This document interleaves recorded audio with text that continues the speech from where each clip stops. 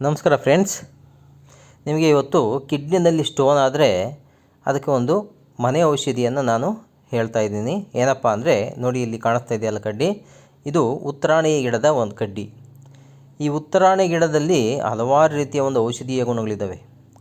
ಏನಪ್ಪ ಅಂತಂದರೆ, ಈ ಕಿಡ್ನಿನಲ್ಲಿ ಸ್ಟೋನ್ ಆದಂಥ ಸಂದರ್ಭದಲ್ಲಿ ನಾವು ಈ ಗಿಡದ ಎಲೆಯನ್ನು ತೊಗೊಂಬಿಟ್ಟು ಕಷಾಯ ಮಾಡಿಬಿಟ್ಟು ಕುಡಿದ್ರೆ ನೋಡಿರಿ, ಇದರಲ್ಲಿ ತೆನೆ ಈ ಥರ ಬರುತ್ತೆ. ಸಾಮಾನ್ಯವಾಗಿ ನೀವೆಲ್ಲ ನೋಡಿರ್ತೀರ, ಹಳ್ಳಿಗಳ ಕಡೆ ಇರ್ತದೆ, ಮತ್ತು ರಸ್ತೆ ಬದಿಯಲ್ಲಿ ಈ ಗಿಡ ಇದ್ದೇ ಇರುತ್ತೆ.